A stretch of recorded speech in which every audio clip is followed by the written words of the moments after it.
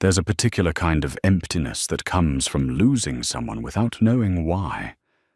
It's the kind that settles into your bones and makes every morning feel like you're waking up to the same unanswered question. For nearly a year, 58-year-old Joel Carter had lived with that emptiness after his wife Laura vanished without a trace. The police had no leads. The neighbors had no answers. Life just continued, hollow and quiet.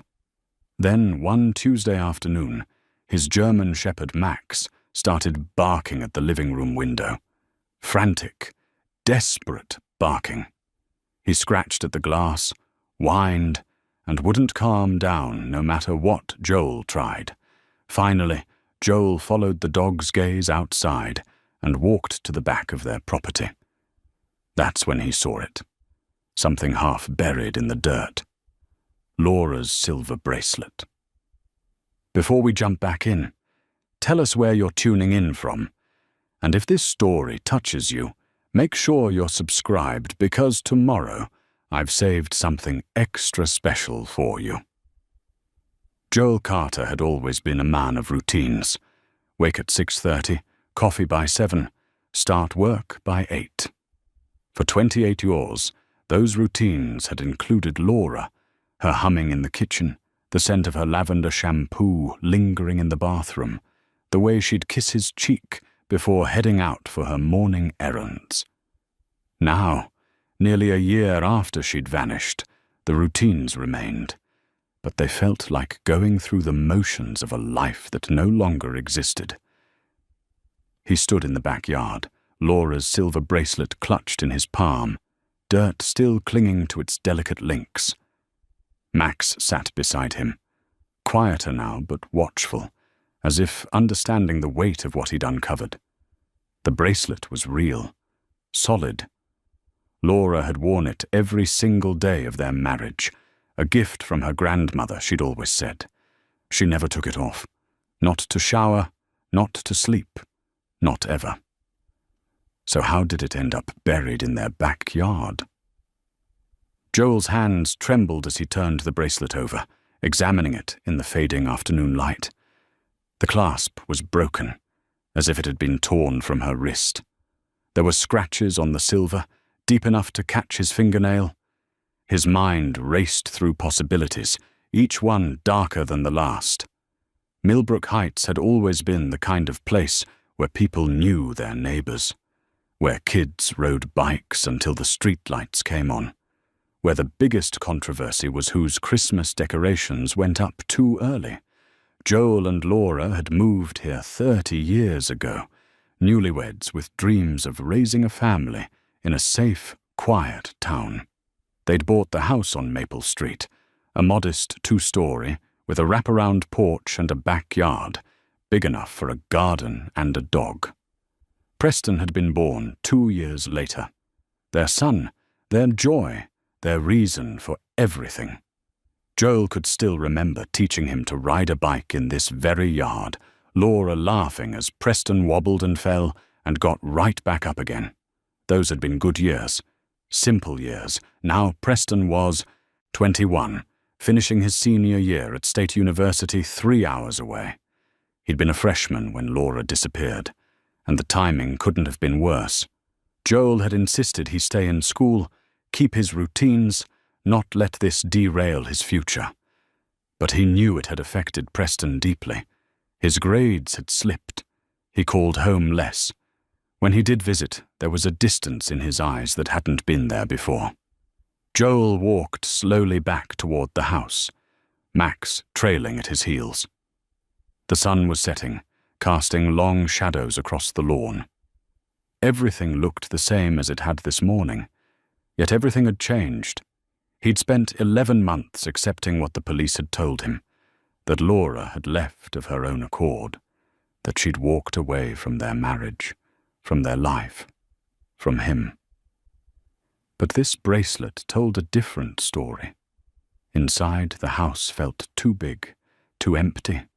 Joel had stopped going into their bedroom weeks ago, choosing instead to sleep in the guest room down the hall.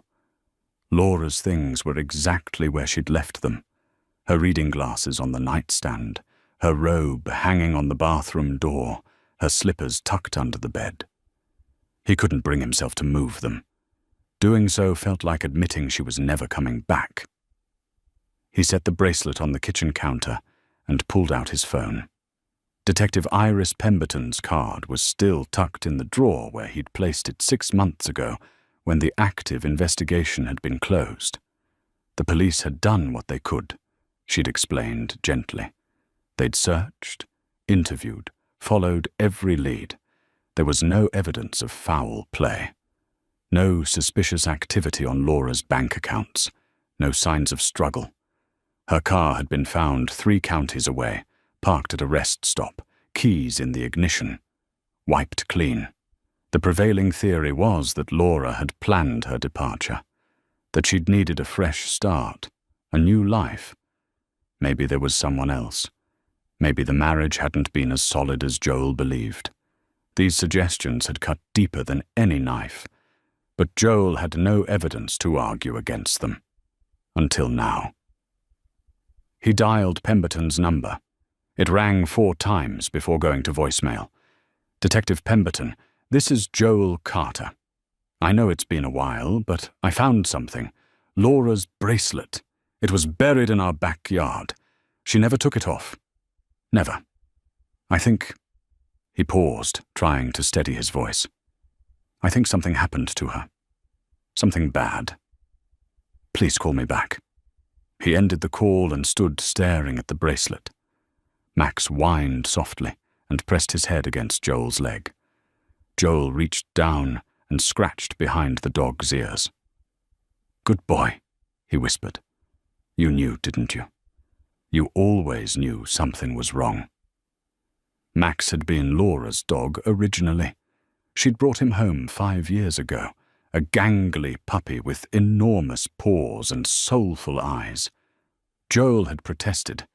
They didn't need a dog, didn't have time for one, but Laura had been insistent. "Every home needs a dog," she'd said. And that was that.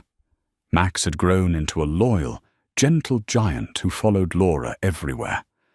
After she disappeared, Max had been inconsolable for weeks. He'd sit by the front door for hours, waiting. He'd stopped eating. The vet said it was grief. But today, Max hadn't been grieving. He'd been alerting. Joel walked to the living room window where Max had been barking. From this angle, he could see the back corner of the property where he'd found the bracelet. Had Max seen something? Smelled something? Dogs had senses far beyond human comprehension. Maybe Max had known all along that Laura hadn't left willingly. The doorbell rang, startling Joel from his thoughts. Through the front window, he could see Gwen Paulson standing on the porch, holding a covered dish. Gwen was 74, a widow who lived 3 doors down. She'd taken it upon herself to look after Joel since Laura's disappearance, bringing meals, checking in, offering the kind of motherly concern that was both comforting and suffocating. Joel opened the door. "Evening, Gwen." "I made pot roast," she said, bustling past him into the kitchen. "You're too thin, Joel. You need to eat properly." She set the dish on the counter, then noticed the bracelet. Her expression shifted. "Is that Laura's?" Joel nodded. "Max found it, in the backyard. Buried." Gwen picked up the bracelet carefully, examining it with the same intensity Joel had. "She wore this every day." "I know." "Joel, this changes things, doesn't it?" "I hope so. I called Detective Pemberton." Gwen set the bracelet down and turned to face him fully. Her eyes, sharp despite her age, held something Joel couldn't quite read. "There's something I should tell you.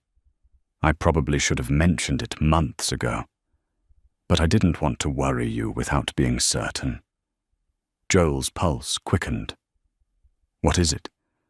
"About 2 weeks before Laura disappeared, I saw a car, a black sedan. It was parked down the street, just sitting there. I noticed because it was there for hours and I didn't recognize it. I thought maybe someone was lost or waiting for someone. And I saw it again the next day, and the day after that. Always in the same spot, always with someone sitting in the driver's seat. I couldn't see clearly enough to identify them, but they seemed to be watching your house. Joel felt a chill run through him. Why didn't you tell the police? I wasn't sure. By the time Laura disappeared, I'd convinced myself I was being a paranoid old woman. The car was gone by then, and I had no license plate, no description. What could I tell them? She reached out and squeezed his arm. But finding that bracelet, Joel, maybe I wasn't imagining things. After Gwen left, Joel couldn't settle. He paced the house, his mind churning through possibilities. Someone had been watching their house.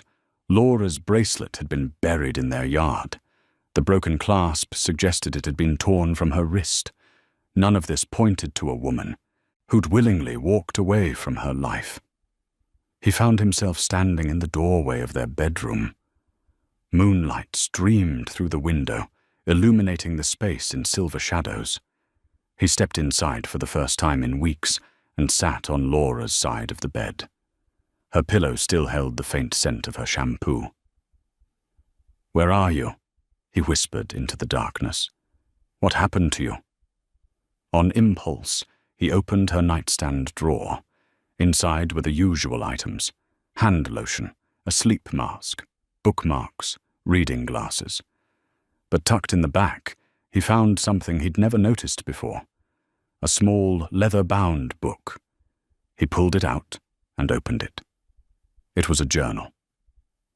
Laura's handwriting filled the pages. Joel's heart hammered as he flipped through it. The entries were dated, starting about 8 months before she disappeared. He turned to a random page and began to read. I saw him again today, just standing across the street, pretending to look at his phone. He thinks I don't notice, but I do. I always do. I don't know what he wants, but I'm scared. I can't tell Joel. He'll worry, and what if I'm wrong? What if it's nothing? Joel's blood ran cold. He flipped forward, scanning entries. Kay was at the grocery store again. Same aisle, same pretend coincidence. This isn't random anymore. He's following me. I need to figure out what to do. If I go to the police, what do I tell them? That someone's been watching me? They'll think I'm paranoid. But I know I'm not. Something is very wrong. The entries continued, each one more anxious than the last.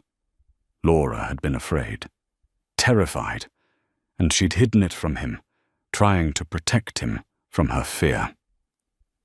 Joel reached the final entry, dated 2 days before Laura disappeared. I found out why he's been watching. It's worse than I thought. I have to be careful now. I have evidence, but I need more. If I go public too soon, he'll destroy everything. I've made copies, hidden them somewhere safe.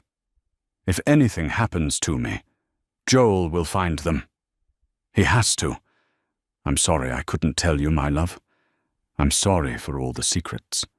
I was just trying to keep you and Preston safe.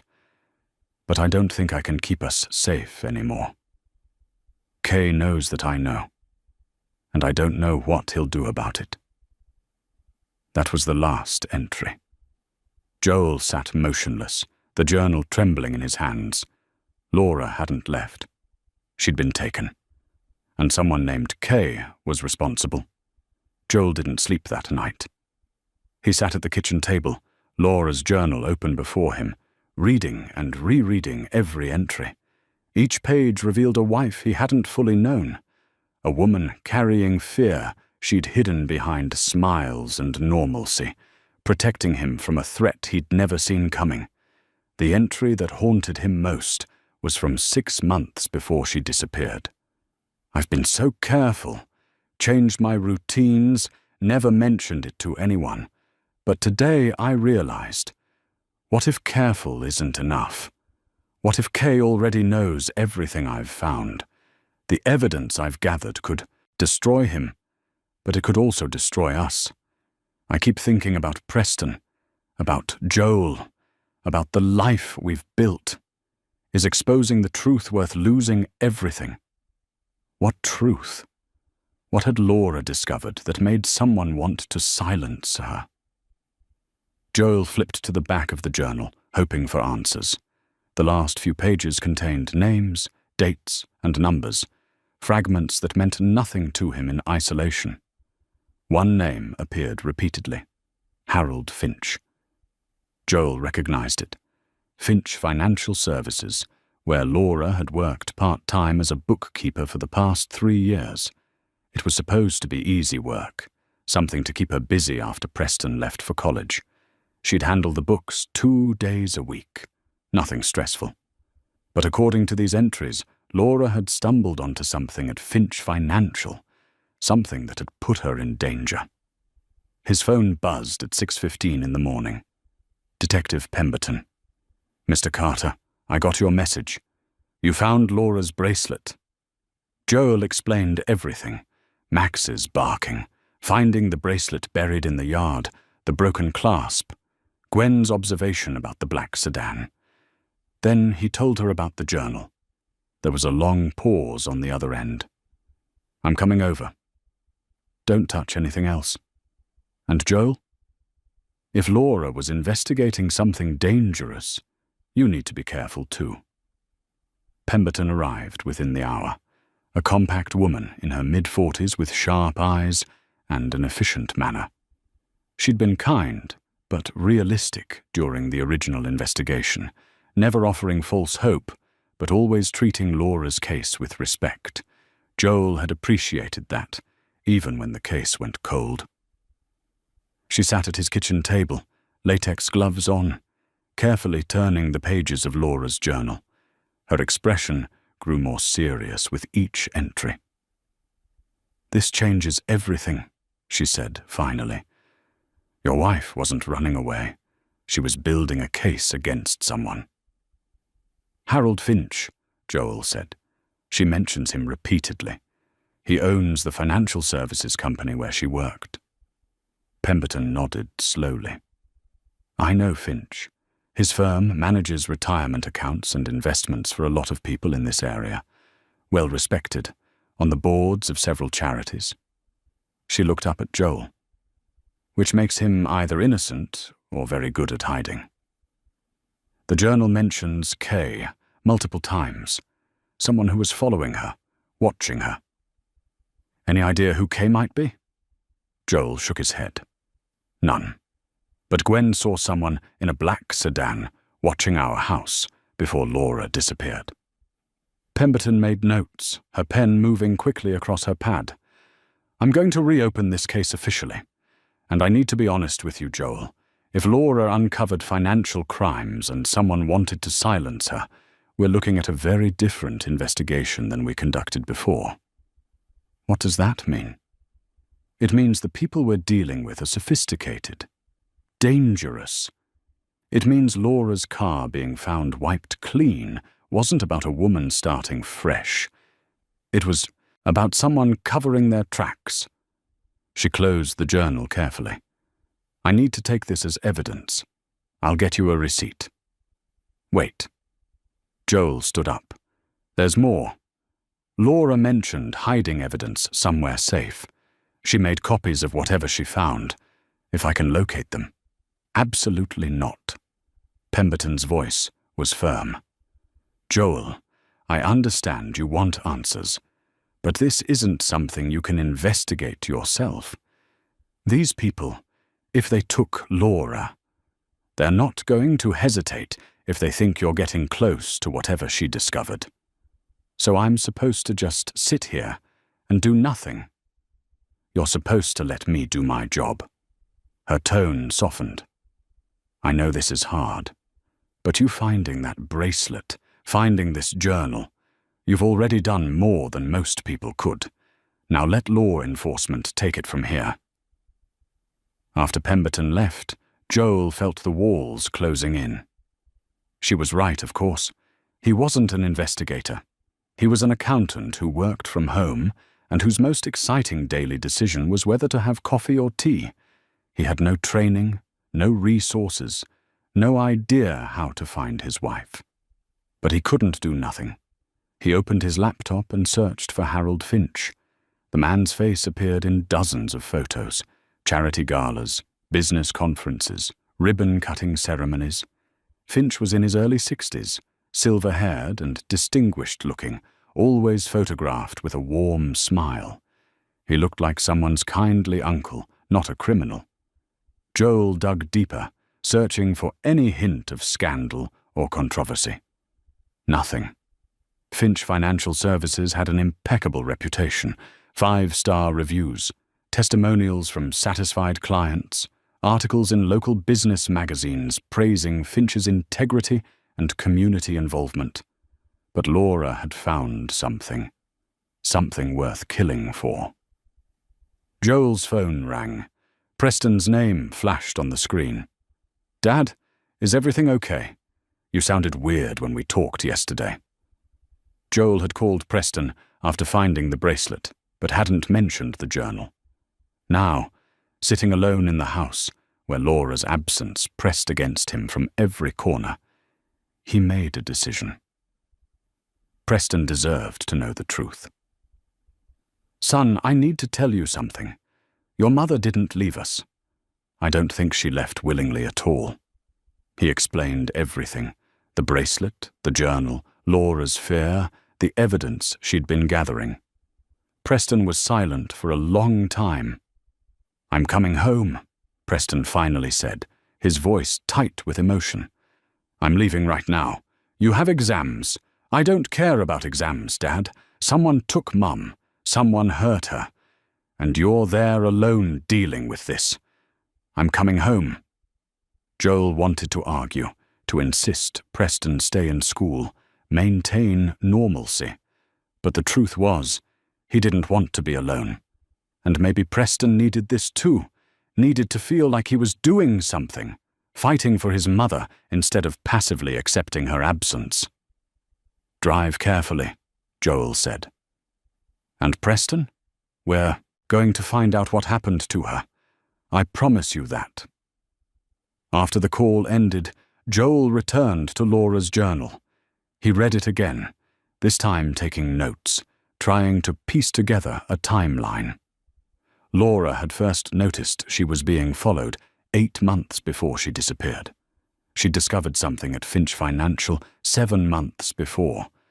The entries grew more frightened, more urgent as time passed. And then, 2 days before she vanished, that final entry about having evidence hidden somewhere safe.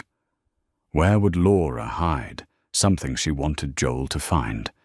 But no one else. He searched the house methodically. Her closet, her dresser drawers, the boxes in the attic. He looked behind picture frames, under mattresses, inside book covers. Hours passed. Max followed him from room to room, as if understanding the importance of this search. It was almost sunset when Joel stood in Laura's small home office, really just a converted alcove off the living room, where she kept her desk and filing cabinet. He'd already searched here once, but he did it again, pulling out every drawer, checking for false bottoms. Nothing. He sat in her chair, defeated. The office looked out over the backyard, the same view from which Max had been barking. From here, Joel could see the spot where he'd found the bracelet. The evening light cast it in shadow now. Something clicked in his mind. The bracelet had been buried, deliberately placed where it might be found, but not obviously. Laura had been careful, methodical. If she'd hidden evidence, she would have put it somewhere meaningful, somewhere Joel would eventually think to look.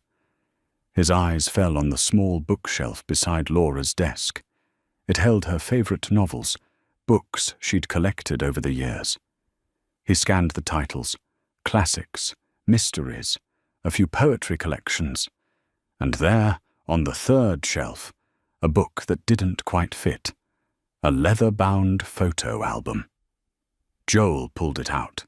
It was their wedding album, something they hadn't looked at in years. He opened it carefully, and photographs from 28 years ago greeted him. Laura young and radiant in her white dress, Joel's face beaming with happiness, both of them so impossibly young and full of hope. He turned the pages slowly, remembering that day, that feeling of starting a life together. And then, tucked between 2 pages near the back, he found it. A key, small and brass, with a number stamped on it, 247. Joel held the key up to the light, turning it over in his fingers. The number 247 was stamped clearly on one side, but there was no other identifying information. No company name, no address, nothing to indicate what it unlocked or where. But Laura had hidden it in their wedding album for a reason. She'd wanted him to find it eventually, tucked among memories of the day they'd promised to spend their lives together. The symbolism wasn't lost on him. This key was connected to everything they'd built, everything they'd been. He took a photo of the key with his phone and began searching online for storage facilities in the area. There were dozens within a 20-mile radius. He started calling them one by one, asking if they had a unit numbered 247. Most said no. A few said they'd need him to come in person with identification before they could confirm anything. By the time Preston arrived home 3 hours later, Joel had narrowed the list to 5 possibilities. His son walked through the door looking older than he had at Thanksgiving, his face drawn with worry and determination. They embraced, holding on longer than usual. "Show me everything," Preston said. They sat together at the kitchen table, and Joel walked Preston through the journal entries, the key, his theory about storage units. Preston listened intently, his jaw tightening as he absorbed the reality that his mother had been in danger and tried to handle it alone. "Why didn't she tell us?" Preston asked, his voice breaking slightly. "We could have helped her. We could have protected her." "She was protecting us," Joel said. "She thought if we didn't know, we'd be safe. She was wrong, but I understand why she did it." Preston picked up the key. "So we find this storage unit. We find whatever evidence Mom hid. Then what?" "Then we give it to Detective Pemberton, and she builds a case." "And what if the evidence tells us where Mum is?" Joel met his son's eyes. That was the question he'd been afraid to voice, afraid to hope for. "Then we bring her home." The next morning, they started with the closest storage facility. Secure space. Storage on the east side of town. The building was a sprawling complex of orange metal units behind a chain-link fence. Joel pulled into the parking lot, Preston beside him, both of them tense with anticipation. Inside the small office, a young woman sat behind a desk, her name tag reading Corinne. She looked up with a professional smile. "How can I help you?" Joel held up the key. "I'm trying to locate a unit, number 247. My wife rented it, but I don't know which facility it's at." Corinne typed on her computer. "Let me check our system." Her fingers moved across the keyboard. Then she nodded. "Yes, we have a unit 247. It's registered to a Laura Carter. Are you Joel Carter?" Joel's heart leapt. "Yes, that's my wife. I'm Joel." "I'll need to see your ID. Our records show you're listed as an authorized user on the account." Joel fumbled for his wallet, hands shaking slightly. Laura had planned for this, had made sure he could access whatever she'd hidden. Corinne verified his identification, made copies, and handed him a receipt along with directions to the unit. "It's in Building C, 2nd floor," she said. Then her expression shifted, becoming more personal. "I remember your wife. She came in every month, always on the first Tuesday. Very punctual, very kind. She brought me coffee once when I was having a rough morning. Corinne paused. I haven't seen her in a while. Is she okay? Joel didn't know how to answer that. We're looking for her, he said finally. That's why I'm here. Understanding crossed Corinne's face, followed by concern. I hope you find what you're looking for. Joel and Preston walked through the facility, following the signs to Building C. The storage complex was quiet, most units locked tight, holding the accumulated possessions of lives in transition. They climbed the exterior stairs to the second floor and walked along the corridor until they reached Unit 247. Joel inserted the key. It turned smoothly. He lifted the rolling door, and fluorescent light from the hallway spilled into the small space. Inside were 4 cardboard boxes, neatly stacked and labeled in Laura's handwriting. Evidence, do not destroy. Beside the boxes sat a small black duffel bag. Joel and Preston stood frozen for a moment, staring at the tangible proof of Laura's secret investigation. Then Joel stepped inside and opened the first box. It was filled with documents, bank statements, transaction records, client files, all photocopied and meticulously organized. Joel picked up a folder and flipped through it. The documents showed accounts belonging to elderly clients of Finch Financial Services, people who'd trusted Harold Finch with their retirement savings. But according to Laura's notes attached to each file, something was very wrong. Withdrawals that clients hadn't authorized, transfers to accounts that didn't match client instructions, falsified signatures on authorization forms. The pattern was clear. Harold Finch was systematically stealing from his clients, small amounts at a time, spread across dozens of accounts, so no single theft would trigger immediate suspicion. This is fraud, Preston said, looking over Joel's shoulder. Major fraud. We're talking millions of dollars. Joel opened the second box and found more of the same, evidence of embezzlement spanning at least 3 years. Laura had documented everything, cross-referencing transactions, highlighting discrepancies, building an airtight case against Harold Finch. The third box contained something different. Surveillance photos. Images of Harold Finch meeting with various people in parking lots, restaurants, and offices. Laura had been following him, documenting his movements. One set of photos showed Finch with a younger man, maybe early 30s, having what looked like an intense conversation outside a coffee shop. Joel studied the younger man's face. There was something familiar about him, something that nagged at the edges of his memory. Preston pulled out his phone and took pictures of the surveillance photos. We need to document all of this before we turn it over to the police. The fourth box held financial records that appeared to be Finch's personal accounts, along with documents for shell companies and offshore accounts. Laura had somehow accessed information that went beyond what she could have seen as a part-time bookkeeper. She dug deep, uncovering the full scope of Finch's operation. Joel reached for the black duffel bag. Inside, he found a burner phone, a stack of cash, maybe $5,000, and a flash drive. There was also a sealed envelope with Joel's name on it. His hands trembled as he opened it.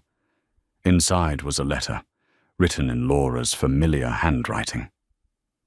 My dearest Joel, if you're reading this, then something has happened to me. I'm so sorry. I never wanted you to be burdened with this, but I couldn't stay silent about what I discovered. Harold Finch is a thief and a monster. He's stolen millions from vulnerable people who trusted him with their life savings. I've gathered all the evidence anyone would need to prosecute him. But Joel, there's something else, something more dangerous. Finch isn't working alone. He has connections to people who won't hesitate to protect their interests. I've made enemies I never intended to make. The burner phone in this bag has one number saved under safe. If you find this, call that number. Her name is Veronica Steele. She's a former FBI agent, and she's been helping me plan how to expose Finch safely. Trust her. She knows everything. I love you. I love Preston. I'm sorry I kept this from you both. I was trying to protect you. I hope I succeed in exposing these criminals. But if I don't, please finish what I started. Make sure those people get justice. All my love always, Laura. Joel read the letter twice, then handed it to Preston. His son's eyes filled with tears as he read his mother's words. She knew, Preston whispered. She knew they might come after her, and she did this anyway. Joel picked up the burner phone. It was old, the battery dead. We need to charge this. We need to call Veronica Steele. They loaded all the boxes into Joel's car, working quickly, both of them glancing around nervously. If Harold Finch had taken Laura because of this evidence, and if he knew Joel was now looking into his wife's disappearance, then they might be in danger too. As they drove away from secure space storage, Joel couldn't shake the feeling that they were being watched.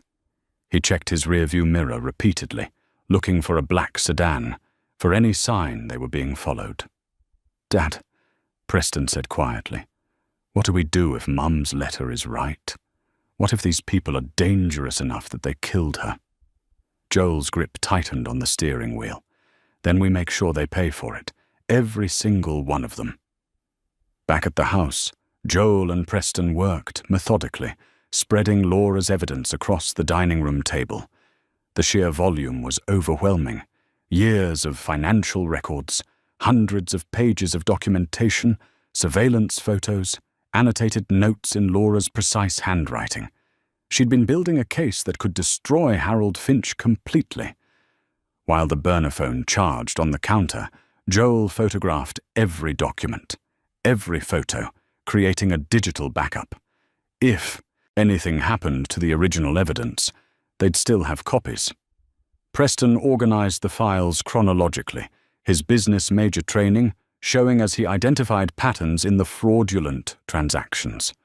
Look at this, Preston said, pointing to a spreadsheet Laura had created.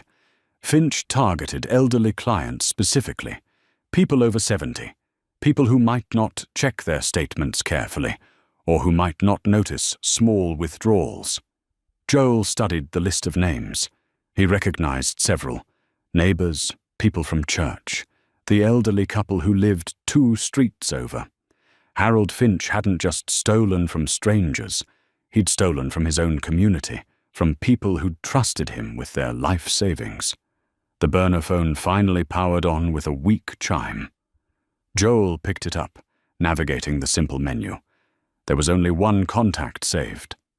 Safe. He pressed call. The phone rang 3 times before a woman answered. Who is this? Her voice was cautious, professional. My name is Joel Carter.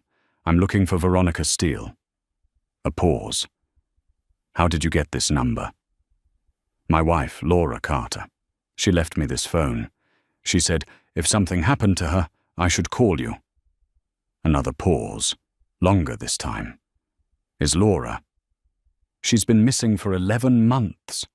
But I found evidence she was building a case against Harold Finch. Your number was with that evidence. Stay where you are. Don't talk to anyone else about this. I'll be there in 2 hours. The line went dead. Joel looked at Preston. She's coming here. They spent the next 2 hours reviewing more documents. Joel called Detective Pemberton and updated her about the storage unit, the evidence, and Veronica Steele. Pemberton was quiet for a long moment. Joel, you need to be very careful. If this evidence is as damning as you say, and if Finch is connected to dangerous people, then you and Preston could be at risk. Don't let anyone know you have this material until we can get it secured properly. Veronica Steele is coming here. Laura trusted her. I'll run a background check on her. In the meantime, keep your doors locked and your phone close. At exactly 2 hours, a silver SUV pulled into Joel's driveway. A woman emerged, tall, maybe 50, with short-cropped grey hair and the bearing of someone accustomed to command. She wore jeans and a leather jacket, and her eyes scanned the street carefully before she approached the front door. Joel opened it before she could knock. Veronica Steele. Joel Carter. It wasn't a question. She stepped inside quickly, and Joel noticed she checked the street again before he closed the door. This is your son? Preston. Veronica nodded to him, then turned her full attention to Joel. Tell me everything. Start with when Laura disappeared. They sat in the living room, and Joel recounted the past year, Laura's disappearance, the police investigation that went nowhere, finding the bracelet, the journal, the storage unit. Veronica listened without interrupting, her face impassive, but her eyes sharp, processing every detail. When Joel finished, Veronica was quiet for a moment. Then she said, Laura contacted me 4 months before she disappeared. She'd uncovered the fraud at Finch Financial and knew she'd stumbled onto something dangerous. She wanted help figuring out how to expose Finch without putting herself or her family at risk. What did you tell her? I told her to go to the FBI immediately, that the evidence she had was solid and that they could protect her. But Laura wanted to gather more proof first. She was worried that if she went public too soon, Finch would destroy evidence or disappear. Veronica's expression tightened. I urged her to stop investigating, to let professionals handle it. But she was determined. She said too many people had been hurt, and she couldn't live with herself if she didn't see it through. When did you last hear from her? 2 days before she disappeared. She called from this burner phone and said she had everything she needed. We arranged to meet at a restaurant in Baxter, neutral territory, public place. She never showed up. Veronica's voice held genuine regret. I tried calling her. Nothing. I drove to your house, watched for a few days, but there was no sign of her. I considered going to you directly, but I didn't know if that would put you in more danger. When the police ruled it a voluntary disappearance, I knew something had gone very wrong. Preston leaned forward. If Finch took her, where would he keep her? Is she... He couldn't finish the question. Veronica's expression softened slightly. I don't know, but I can tell you this. If Finch wanted permanent silence, Laura's body would have been found. The fact that she simply vanished suggests something else. Like what? Joel asked. Like maybe she's being held somewhere, either as leverage or because Finch needs something from her. Information about where she stored evidence, who else she might have told. Veronica stood and walked to the dining room, examining the documents spread across the table. This is extensive. Laura did excellent work, but if Finch knows this evidence exists, he'll be desperate to destroy it. Then we need to move quickly, Joel said. We need to use this to find Laura before he decides she's no longer useful, Veronica finished. Yes. She pulled out her phone and made a call. It's Steele. I need you to run everything you can find on Harold Finch. Properties, vehicles, known associates, financial records. Everything. She listened for a moment. I'll send you the details. I need this fast. She ended the call and looked at Joel. I still have contacts from my FBI days. People who owe me favors. We're going to find out everything about Harold Finch. Where he goes, who he works with, any property he owns that might be suitable for holding someone. There's something else, Joel said. He pulled up the surveillance photos on his laptop, showing Veronica the images of Finch with the younger man.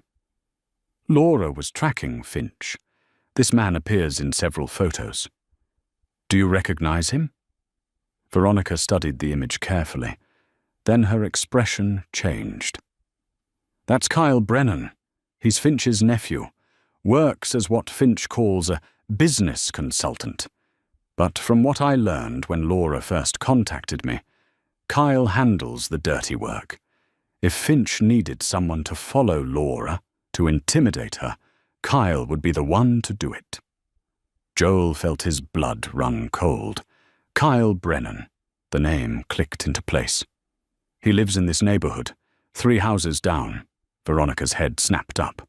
"What?" "Kyle Brennan. He moved in about 2 years ago. Nice guy, friendly, always waves hello. He brought us a casserole after Laura disappeared." Joel's voice shook with anger and realization.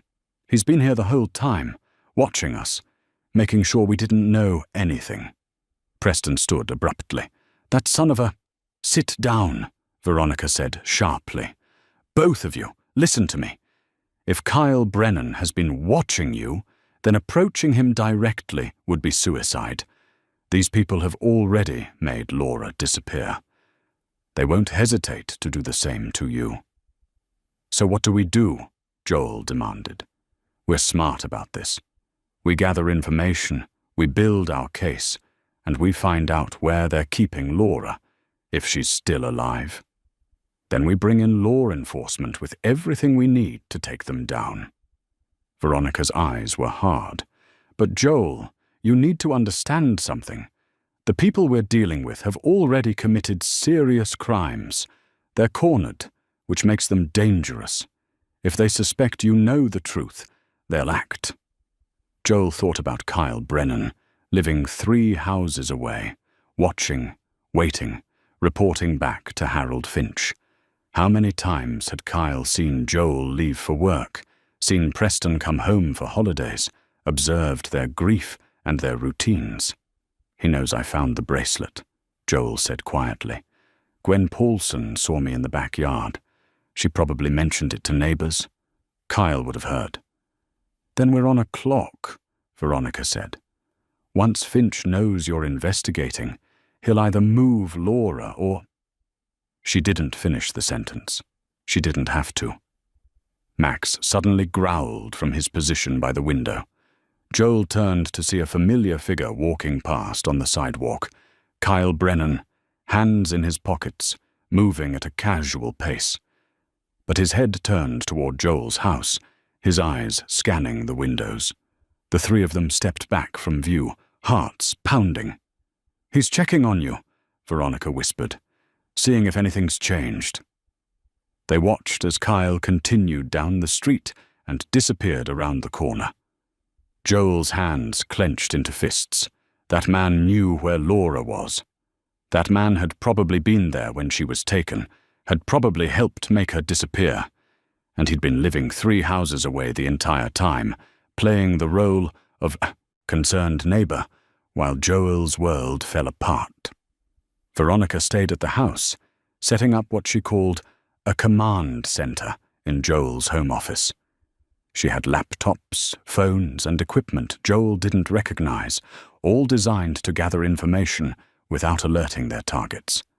Preston helped her organize Laura's evidence digitally, while Joel made coffee and tried to keep his hands from shaking. The reality of their situation was sinking in. His wife had been taken by criminals who lived in his own neighborhood. For 11 months, he'd grieved while the man responsible walked past his house, smiled, waved hello. Detective Pemberton called back an hour later. Veronica Steele checks out. Former FBI, specialized in financial crimes and organized criminal networks. Retired 5 years ago and works as a private investigator now. Excellent reputation. If Laura trusted her, you can too. "Thank you," Joel said. "Joel, I'm bringing this to my captain. With the evidence you've found, we can start building a case against Finch. But I need you to be patient. These things take time. Time is something we might not have. I understand. But rushing this could get people hurt, including you and Preston." She paused. promise me you won't do anything reckless." Joel couldn't make that promise, not when Laura might be alive somewhere, waiting for rescue. "I'll be careful." After the call ended, he found Veronica reviewing the surveillance photos on her laptop, cross-referencing them with property records. "Finch owns more than just his office building," she said. "He's got residential rental properties, commercial spaces, and—" She clicked through several screens. "A farmhouse, 40 miles outside town. Purchased 3 years ago through a shell company called Sentinel Holdings." "A farmhouse?" Preston asked, looking over her shoulder. "Remote location, purchased under a corporate name that's difficult to trace back to Finch. According to utility records." She pulled up another screen. "The property uses electricity and water, despite supposedly being vacant." Joel felt hope surge through him. "You think Laura might be there?" "It's possible. A remote location would be ideal for holding someone. Private, isolated, no neighbors to hear anything unusual." Veronica zoomed in on a satellite image of the property. Small farmhouse, detached barn, surrounded by woods. Nearest neighbor is over a mile away. "We need to check it out," Joel said immediately. "We need to be smart about it," Veronica countered. "If Laura is there and we go charging in, we could get her killed, or ourselves killed. We need reconnaissance first, confirmation before we act." Preston pulled out his phone. "I can look up the property records, see what else we can find out about it." While Preston researched, Veronica made more calls. Joel paced the living room, unable to sit still. Every minute they waited felt like an eternity. If Laura was in that farmhouse, if she'd been held there for 11 months, he couldn't let himself think too deeply about what that meant, what she'd endured. Gwen Paulson appeared at the front door with another covered dish. Joel opened it reluctantly, not wanting to seem suspicious by turning away her kindness. "I made chicken soup," Gwen said, then noticed Veronica in the background. "Oh, you have company. I don't mean to intrude." "Not at all. This is Veronica, an old friend of Laura's." Gwen's expression brightened. "How wonderful. Any friend of Laura's is welcome here." She leaned in closer, lowering her voice. "Have you heard anything more from the police? About the bracelet?" "They're looking into it," Joel said carefully. "Good, that's good." Gwen glanced past him toward Preston and Veronica. "You know, I've been thinking about that black sedan I saw." I remembered something else. "The driver got out once, walked up the street toward your house. I only saw him from a distance, but he was young, maybe 30s. Athletic build." Joel's pulse quickened. "Would you recognize him if you saw him again?" "Possibly." "Why?" Joel pulled up one of Laura's surveillance photos on his phone, the image of Kyle Brennan. "Is this him?" Gwen squinted at the screen, then her eyes widened. "Yes, that's him, I'm certain." "Who is he?" "Someone we're very interested in. Gwen, if you see him around the neighborhood, will you call me immediately? Don't approach him, just let me know." "Of course." She handed him the soup, concern etched on her face. "Joel, be careful. Whatever you're involved in, it sounds dangerous." After Gwen left, Joel showed Veronica and Preston the photo confirmation. That was Kyle in the black sedan. He was surveilling our house before Laura disappeared. "Which confirms he was involved in her abduction," Veronica said. "The question is, does he visit the farmhouse? If we can track his movements, we can figure out if that's where they're holding her." Preston looked up from his laptop. "I found something. The farmhouse property has a security system registered to Sentinel Holdings. It was installed 2 years ago, around the time Finch bought the property." "A security system for a vacant farmhouse?" Joel said. "That doesn't make sense unless you're protecting something valuable. Or someone," Veronica added. She pulled up Kyle Brennan's social media profiles, scrolling through posts and photos. Most were innocuous. Gym check-ins, photos with friends, sports events. But Veronica paused on a photo from 6 months ago, showing Kyle standing in front of a rural landscape, trees in the background. She compared it to the satellite image of the farmhouse property. Look at the tree line, the spacing of those pines. This photo was taken at or near the farmhouse property. Joel stared at the image. Kyle had been there 6 months ago, when Laura had already been missing for 5 months. Had she been in that house when he took this photo? "We need to go there," Joel said again, more forcefully. "Tonight. Now. If there's even a chance Laura is in that farmhouse."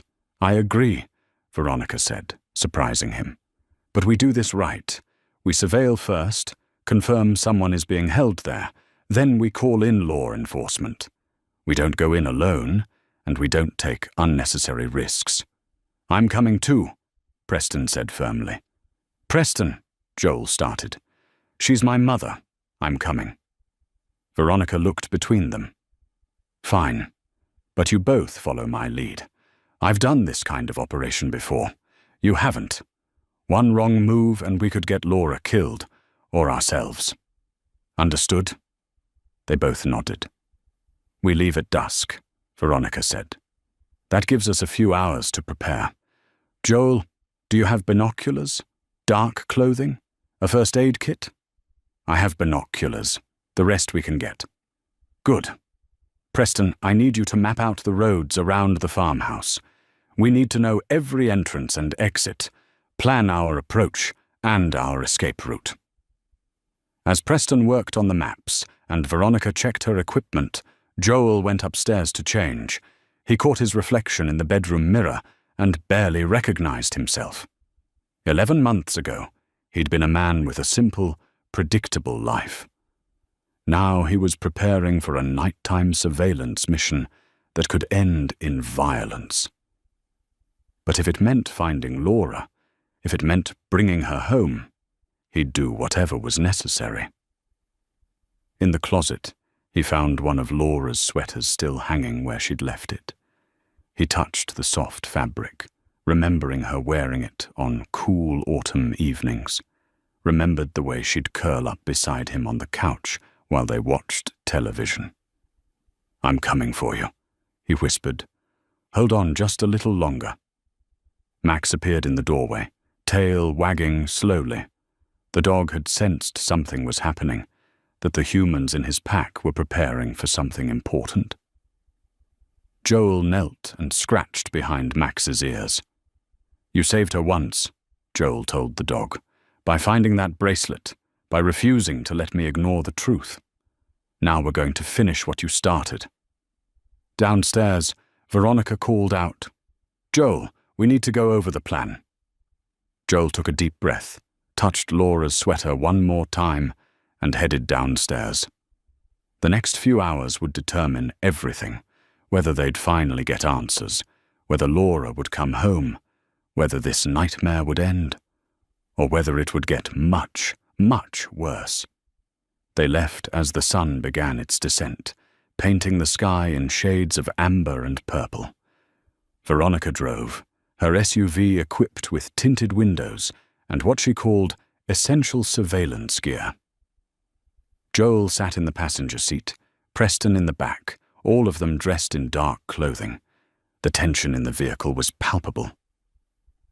"Remember the rules," Veronica said, as they left Millbrook Heights behind. "We observe only. We don't approach the property unless we have clear confirmation that Laura is inside and that she's in immediate danger. Even then, we call Detective Pemberton first. We're gathering evidence, not mounting a rescue operation." "What if we see her?" Preston asked. "What if she's right there and we can get to her?" "Then we assess the situation carefully. How many people are guarding her? What weapons might they have? What's our exit strategy? You don't save someone by getting yourself killed in the process. The drive took 45 minutes, civilization gradually giving way to rural farmland and dense woods. Veronica turned off the main highway onto a series of smaller roads, eventually killing the headlights as they approached the area where the farmhouse was located. She pulled off onto a dirt track, partially hidden by overgrown brush. We walk from here. It's about a quarter-mile through the woods to a vantage point where we can observe the property. They gathered their equipment: binoculars, a camera with a telephoto lens, flashlights with red filters to preserve night vision. Veronica also had something she called a night vision monocular and what looked like a professional listening device. "Stay close and stay quiet," she instructed. "Watch where you step. Broken branches make noise." They moved through the woods, single file, Veronica leading. Joel had never done anything like this before, stalking through darkening woods toward a potential crime scene. His heart hammered in his chest, but his purpose was clear. Laura might be less than half a mile away. After 20 minutes of careful navigation, Veronica held up a hand, signaling them to stop. Through the trees ahead, Joel could see lights. The farmhouse. They crept forward to the edge of the tree line. Veronica found a position behind a fallen log that provided cover and a clear view of the property. The three of them settled in, and Veronica handed Joel the binoculars. The farmhouse was small, probably built in the 1950s, with weathered white siding and a sagging front porch. A detached barn stood about 50 yards from the house. A single vehicle was parked in the driveway, a black sedan. Joel's breath caught. "That's the car Gwen described." Through the binoculars, he could see lights on in 2 windows, one on the ground floor, one upstairs. The curtains were drawn, making it impossible to see inside. He scanned the property for any sign of Laura, any indication someone was being held there. Nothing. "Give me the binoculars," Veronica said quietly. She studied the house for several minutes, then focused on the barn. "There's a security camera on the barn, pointing toward the house, and another one on the front porch. Whoever owns this property doesn't want uninvited visitors." Preston took photos with the telephoto lens, documenting the property, the vehicle, the security setup. They waited as darkness deepened. An hour passed. The lights in the upstairs window went out. Joel's legs cramped from sitting still, but he didn't move. Veronica remained completely motionless, watching the house with the patience of someone trained for this kind of work. Then the front door opened. A man stepped out onto the porch, illuminated by the porch light. Even from this distance, Joel recognized him. Kyle Brennan. Kyle walked to the sedan, opened the trunk, and pulled out 2 grocery bags. He carried them back into the house, the door closing behind him. "Grocery bags," Preston whispered. "Why would he bring groceries to an empty house?" "He's feeding someone," Joel said, his voice tight with emotion. "She's in there. Laura is in that house." Veronica raised the night vision monocular, studying the building. "There's a basement window on the far side. It's partially below ground level. See it?" Joel looked where she indicated. Through the binoculars, he could just make out a small window near the foundation of the house, the kind that would let minimal light into a basement. "Basements are ideal for holding someone," Veronica said. "Underground, soundproof, easy to secure with a single locked door." Joel's hands trembled on the binoculars. Laura could be in that basement right now, 20 feet below where Kyle Brennan was walking around. She'd been there for 11 months, imprisoned in the dark, while Joel had gone through the motions of life, believing she'd left him. "We need to call Detective Pemberton," Veronica said, pulling out her phone. "We have enough for a warrant. Suspicious activity, confirmed presence of a person of interest, circumstantial evidence suggesting illegal detention." "Wait," Preston said. "Look, Kyle had emerged from the house again, this time carrying a white plastic bag to a garbage can beside the barn. He disposed of it and stood for a moment, looking out at the dark woods. For a terrible second, Joel thought Kyle was looking directly at them, but the man's gaze passed over their position without pausing. Kyle pulled out a phone and made a call. Even at this distance, they could hear his voice, though not the words. The conversation lasted less than a minute. Then Kyle went back inside. "He's reporting to someone," Veronica said. "Probably Finch, updating him on the situation." She dialed Detective Pemberton. "It's Veronica Steele. We're at the farmhouse property 40 miles west of Millbrook Heights. We have visual confirmation of Kyle Brennan on site. Suspicious activity consistent with someone being held here. We need a warrant and a tactical team." Joel could hear Pemberton's voice through the phone. Rapid questions. Veronica provided the exact address, described what they'd observed, and explained the urgency of the situation. "How long until you can get here?" Veronica asked. A pause. "Understood. We'll maintain surveillance and call immediately if anything changes." She ended the call and turned to Joel. 2 hours minimum. She needs to get a judge to sign off on a warrant, assemble a team. These things take time. 2 hours, Joel repeated. Laura had been waiting for 11 months. What was 2 more hours? But something felt wrong. Kyle's phone call, the way he'd looked out at the woods. What if Finch knew Joel was investigating? What if Kyle had been sent here to move Laura, to eliminate evidence? As if reading his thoughts, Veronica said, "We wait. We don't do anything rash. The cavalry is coming." They settled back into their observations position. The lights in the downstairs windows remained on. Through the binoculars, Joel could occasionally see Kyle's silhouette moving past the curtains. The man seemed to be pacing, agitated. Another 30 minutes passed. Then the downstairs lights went out. The house fell dark, except for a single dim light that might have been a lamp left on somewhere inside. "He's settling in for the night," Veronica observed. "Probably sleeping on a couch or in a chair. If Laura is in the basement, he'd want to stay close to make sure she doesn't escape." Joel thought about Laura in a basement room, hearing Kyle's footsteps above her, knowing her captor was just upstairs. What did she think about during those long hours? Did she still have hope that someone would find her? Did she know Joel was looking?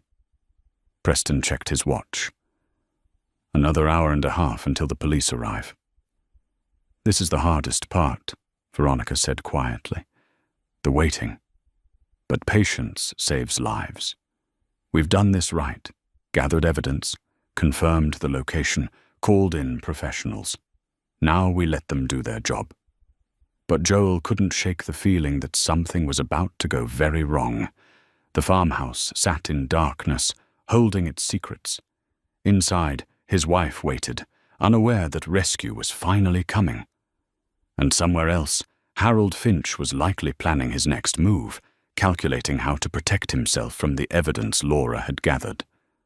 The night deepened around them. In the distance, an owl hooted.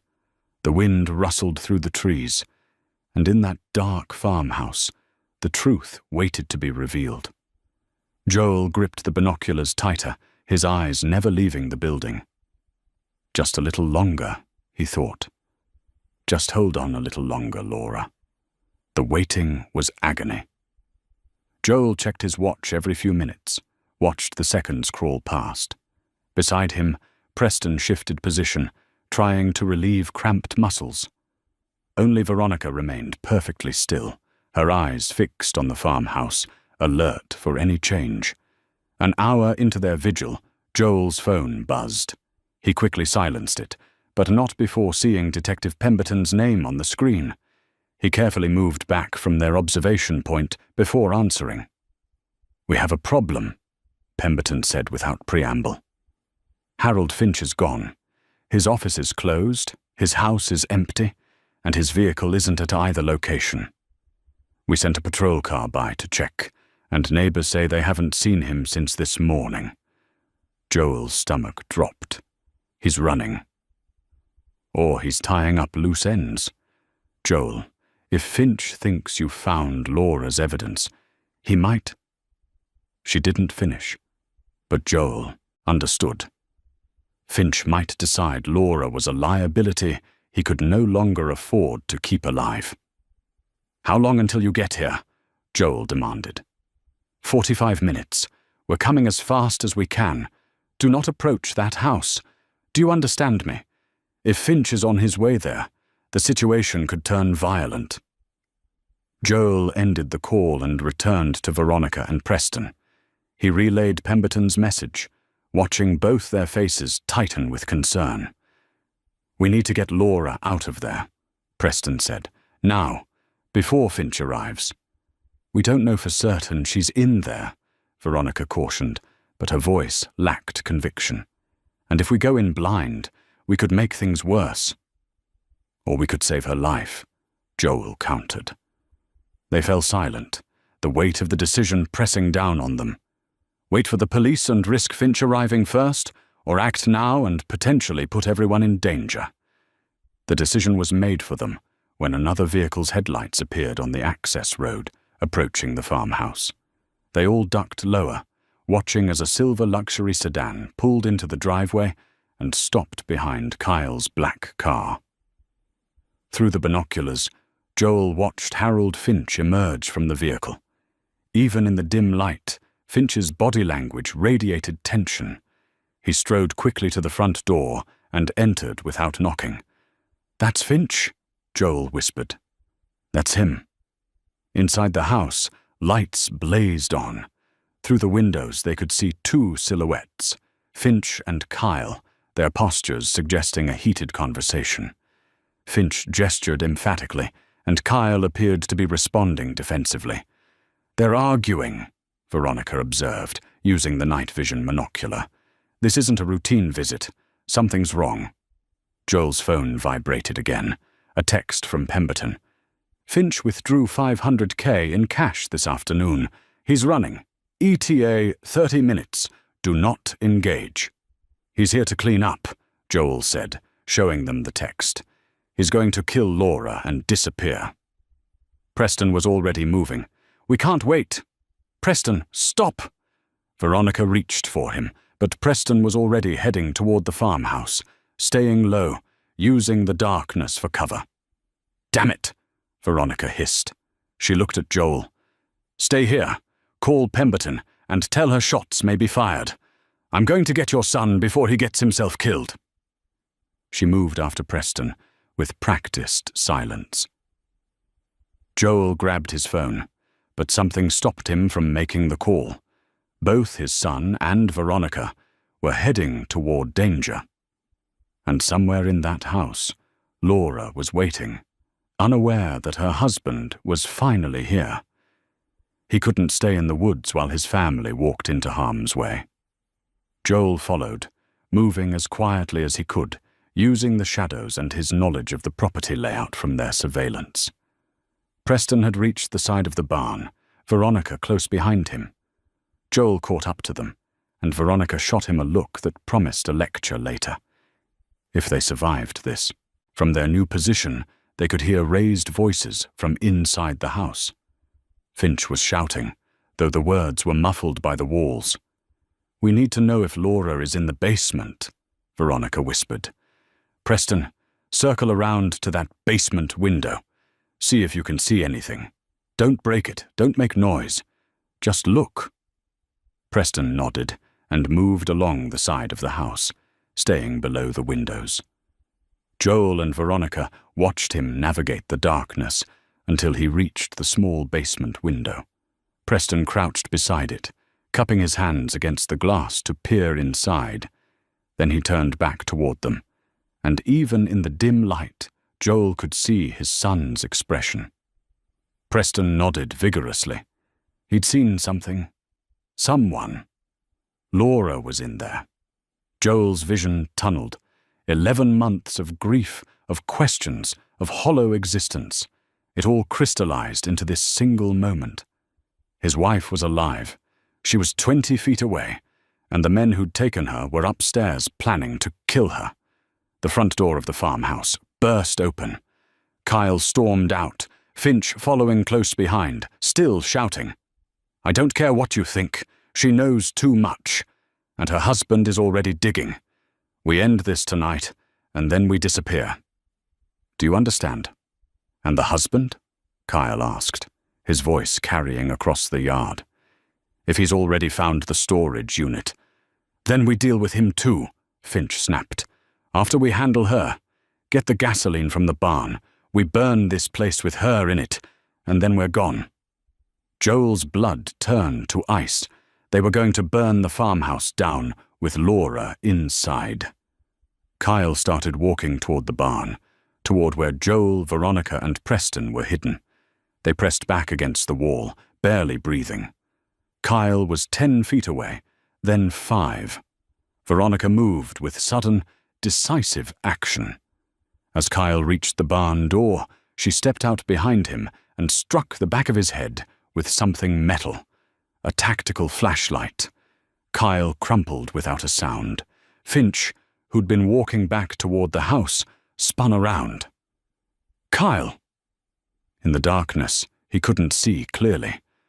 Veronica dragged Kyle's unconscious form into the shadows of the barn.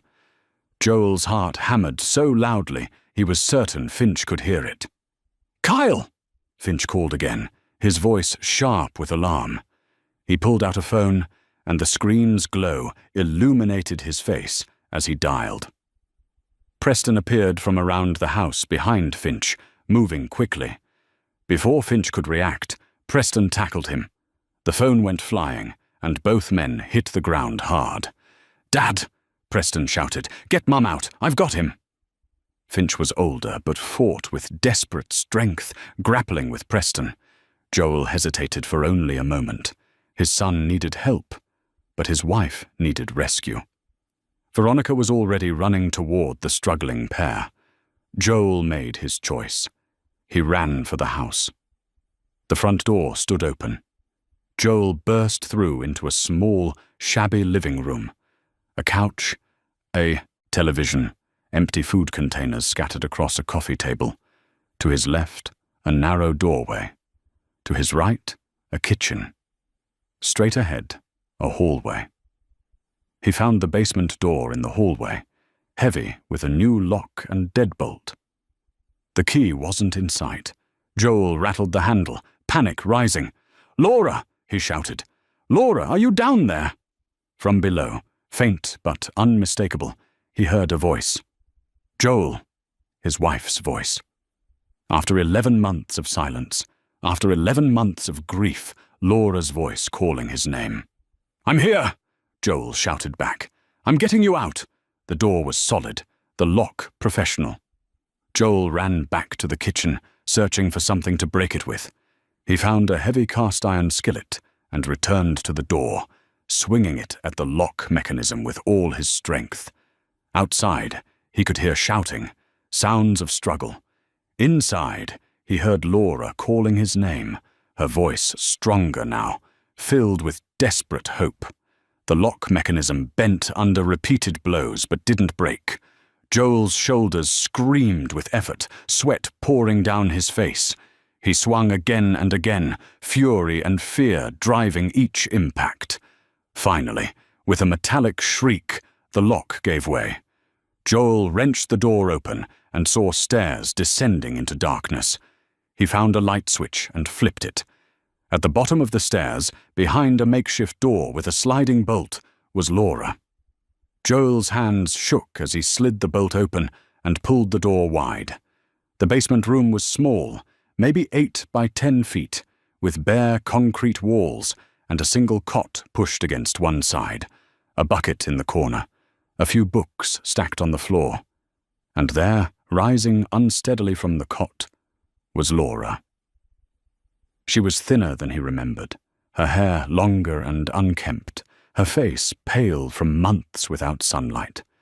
She wore clothes he didn't recognize, faded and worn. But her eyes, those eyes he'd loved for 28 years, were the same, now filled with tears and disbelief. "Joel," she whispered, and then she was in his arms. He held her tightly, feeling her shake with sobs against his chest. She was real, solid, alive.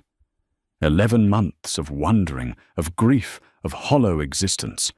And here she was, holding him back with what little strength she had left. "I knew you'd come," Laura said, her voice hoarse. "I knew you'd figure it out. I left you clues. The bracelet. Did you find the bracelet?" "Max found it. He wouldn't stop barking until I followed him outside." Joel pulled back to look at her face, to confirm this wasn't a dream. "We need to go. Now. Finch is here, and he's going to kill me," Laura finished. "I know. I heard them talking. Joel, there's so much I need to tell you. Later. Right now, we run." He helped her up the stairs, supporting most of her weight. Her legs were weak from months of limited movement. They emerged into the hallway just as a gunshot cracked through the night air outside. Joel's heart seized. "Preston!" He guided Laura quickly toward the front door, emerging onto the porch to chaos. In the driveway, Veronica had Finch pinned against his sedan, one arm twisted behind his back, but Preston was on the ground, and Kyle Brennan, apparently not as unconscious as they'd thought, stood over him with a pistol. "Nobody moves!" Kyle shouted, his voice shaking. Blood ran down the side of his head from where Veronica had struck him. "I swear I'll shoot him." Veronica froze. Finch took advantage of her distraction to wrench free, stumbling away from her. He saw Laura standing on the porch and his expression twisted with rage. "You should have stayed hidden," Finch snarled. "You should have died quietly." "You're finished, Harold," Laura said, her voice surprisingly steady despite her weakened state. "Everything I found, every document, every transaction, it's all been turned over to the FBI. Even if you kill us all, you're done." "Then I have nothing to lose, do I?" Finch pulled a gun from his jacket pocket, aiming it at Laura. Joel stepped in front of his wife without thinking. "You want her? You go through me first." "Dad, don't—" Preston tried to move, but Kyle pressed the gun harder against his head. "Everyone stay calm," Veronica said, her hands raised, her voice professional despite the tension. "Harold, Kyle, you're both making this worse. The police are minutes away. If anyone fires a shot, if anyone gets hurt, you both go down for murder. Right now, you might get plea deals, reduced sentences. But murder? That's life in prison." Kyle's hand trembled on the gun. "Uncle Harold, what do we do?" Finch's eyes darted between Laura, Joel, Preston, and Veronica. Joel could see the calculation happening, the desperate weighing of options. Finch had been cornered, and cornered men did desperate things. "The evidence doesn't matter if there's no one alive to testify," Finch said slowly. "We kill them all, burn the farmhouse, disappear. By the time anyone finds the bodies, we'll be out of the country." "With what money?" Laura asked. "I found your offshore accounts, too, Harold. I documented everything. The FBI froze them this afternoon. You're broke and trapped." Finch's face went white. "You're lying. Call your bank. Check your accounts. You'll see I'm telling the truth." For a moment, no one moved. Then, in the distance, sirens began to wail. Multiple vehicles, approaching fast. "The police," Veronica said. "It's over, Harold. Let it end here. No one else has to die." Kyle's resolve cracked first. "I didn't sign up for murder. I didn't—" He lowered the gun slightly, and that was all the opening Preston needed. Preston rolled sideways, away from Kyle, as Kyle's attention wavered. Veronica moved instantly, crossing the distance between them in 3 long strides. She struck Kyle's wrist, and the gun went flying. Kyle tried to fight back, but Veronica was trained, experienced. Within seconds, she had him face down on the ground, her knee in his back. That left Finch, still holding his gun, still aiming at Joel and Laura. The sirens grew louder, blue and red lights beginning to flash through the trees lining the access road. "It's over," Joel said quietly. "You can't win this." Finch's hand shook. For a long moment, Joel thought the man might actually pull the trigger, might try to take them down with him in a final act of spite. But then Finch's shoulders sagged, the gun lowered. "I built everything from nothing," Finch said, his voice hollow. "Worked my entire life, and she—" He glared at Laura. "She destroyed it all because she couldn't mind her own business." "You destroyed people's lives," Laura shot back. "Elderly people who trusted you with their savings. People who worked their whole lives and had nothing left because you stole from them. I stopped you from hurting anyone else." Police vehicles poured into the driveway, officers emerging with weapons drawn. "Drop the weapon! Hands where we can see them!" Finch dropped the gun and raised his hands. Officers swarmed him and Kyle, handcuffing both men. Detective Pemberton emerged from one of the vehicles, taking in the scene with wide eyes. "You couldn't wait 30 minutes?" she asked. But there was relief in her voice. "They were going to burn the house down," Joel explained, "with Laura inside. We didn't have 30 minutes. Pemberton's expression hardened.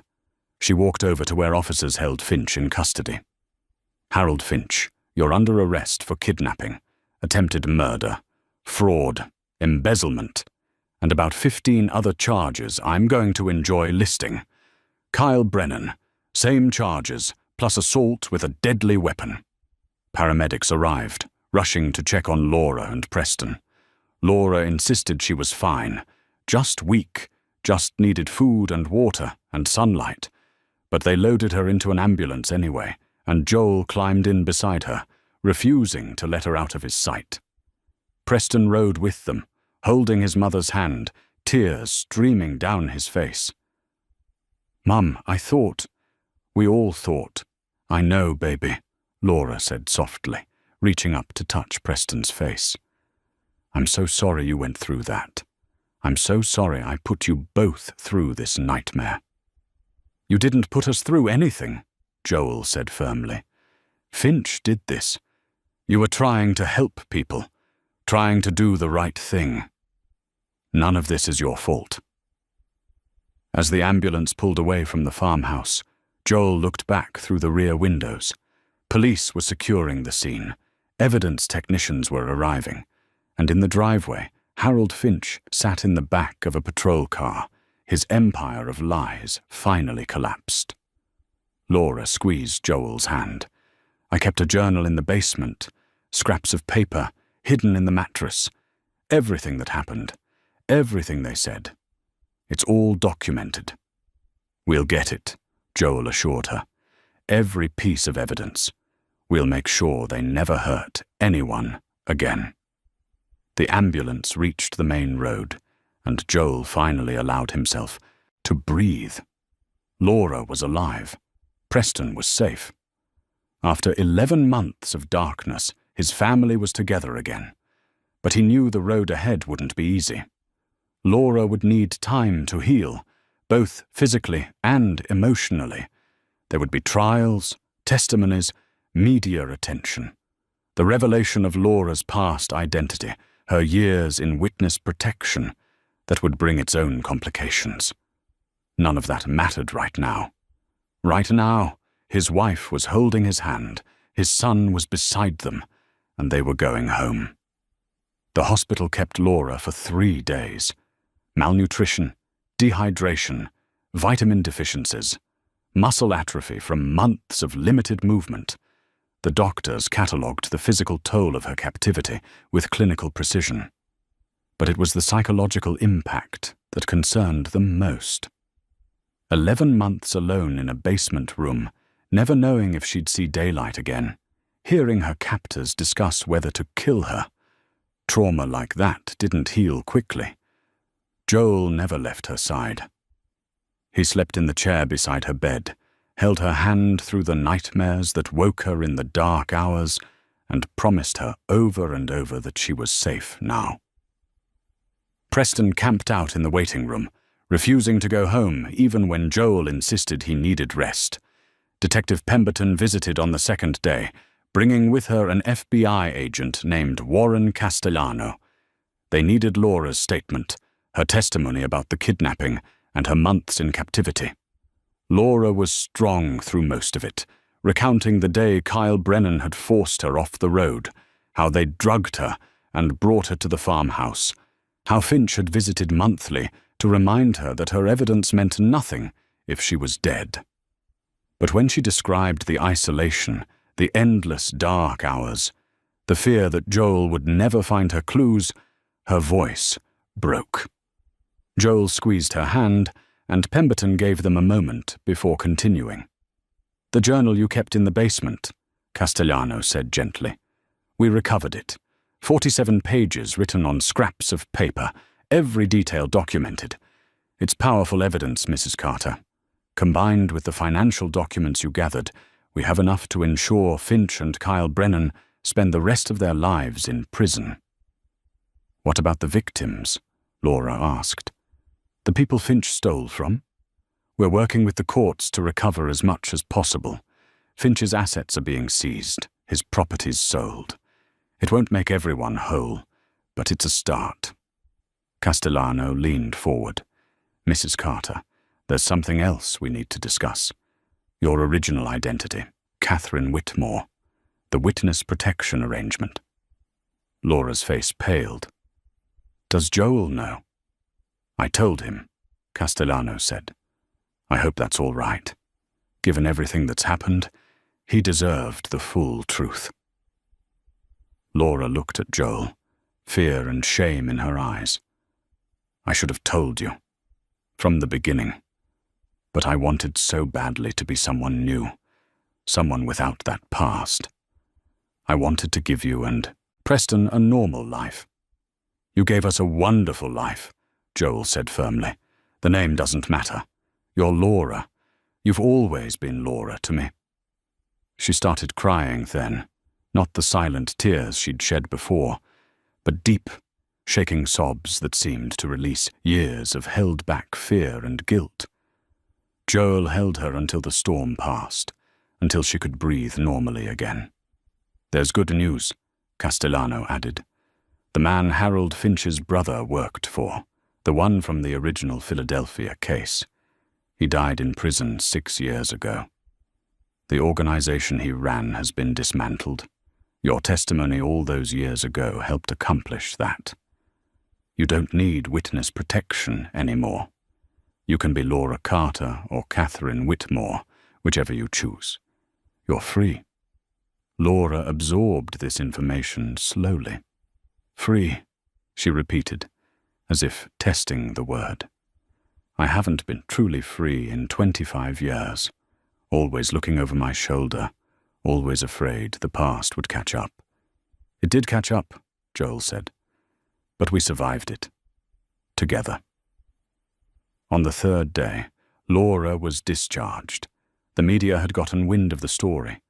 Single father's year-long search, dog's instinct leading to wife's rescue, massive financial fraud exposed, and reporters crowded the hospital entrance. Detective Pemberton arranged for them to leave through a service exit, avoiding the chaos.